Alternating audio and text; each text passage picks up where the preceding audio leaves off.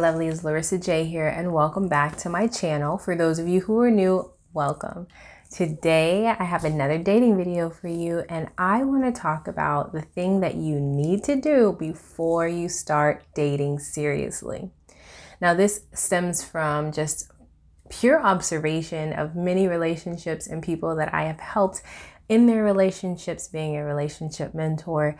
That is something that I enjoy, is helping others. But I have noticed that there is this one thing that people oftentimes like to skip. And of course, I was guilty of this when I was single as well. You want to skip over this important step and just get right into the dating game. But today I want to talk about the things that you need to do before you start dating seriously.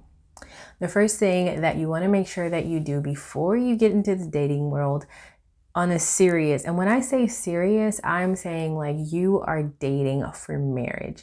When you're really wanting a serious relationship, you want to make sure that you take care of these steps first before entering into that relationship, just to avoid unnecessary trials and struggles and complications that many people do experience.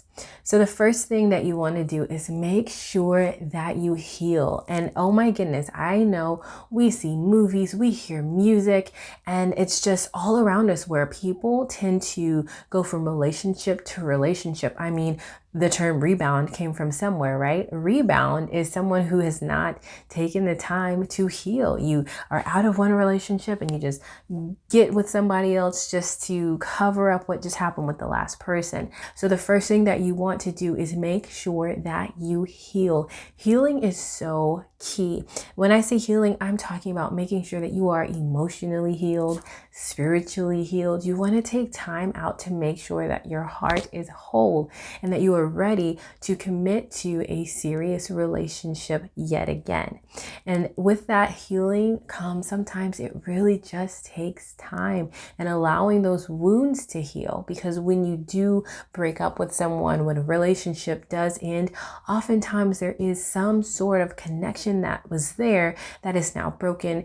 And whether you would like to admit it or not, there was a loss there and there may be hurt there. And so you want to make sure that you have recovered from that, and that even just in the deepest part of you, you are healed from that. One way that you can tell if you've actually healed from that is if you can think about the situation or talk about the situation or see or talk about the person and it doesn't affect you in any way. That was one way that I kind of gauged whether or not I was healed and moved on from a certain situation or a certain person.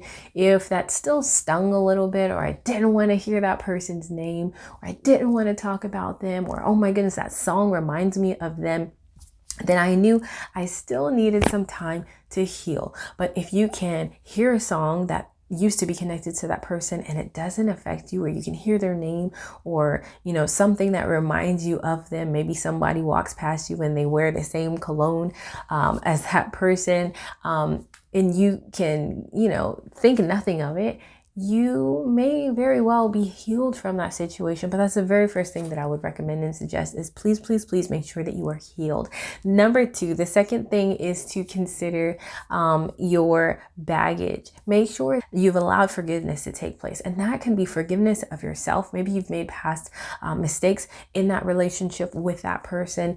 Whatever the case is, any baggage that you might have, making sure that you have that forgiveness, that you've forgiven them, that you forgive yourself of anything that might have happened, and make sure that you, if you're a believer, ask God for forgiveness as well. Taking a good look at that, and if it's something that really can just be covered with forgiveness or just moving forward and letting things go. You don't want to carry in grudges and anger and bitterness. That type of baggage is not something that want to carry into a relationship. So you want to make sure that if that's the type of baggage that you're carrying, you've got to let that go. You don't want to hang on to bitterness. That's not going to be beneficial for you, and it's not going to support a healthy relationship either. So bitterness and anger and resentment, all of those feelings, those negative feelings that people tend to acquire in relationships, especially failed failed relationships, that's the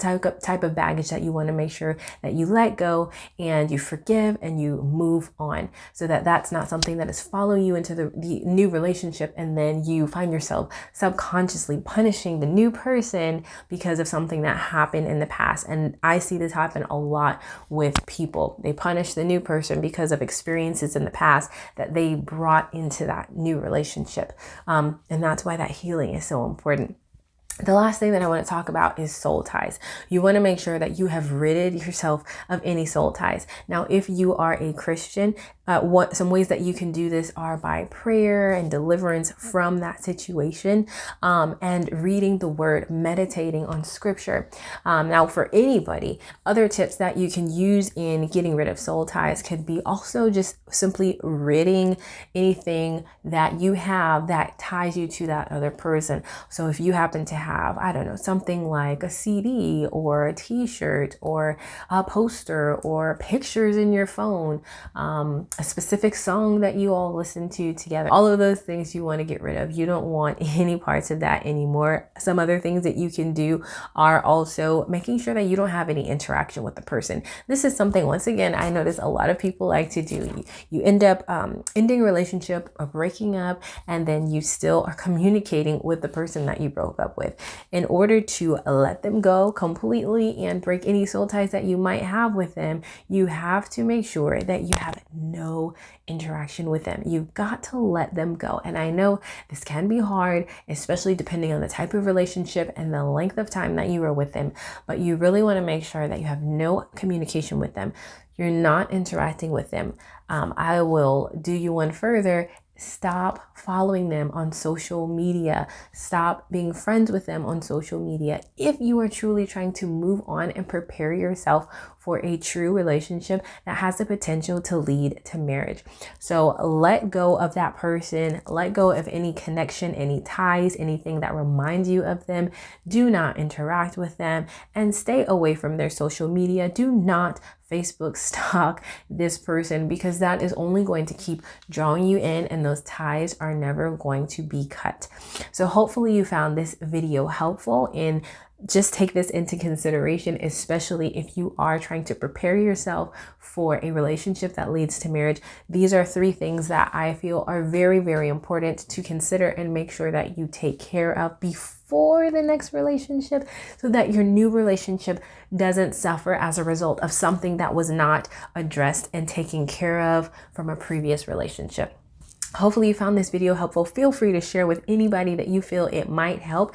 Give this video a thumbs up, and I look forward to seeing you in the next video. Bye.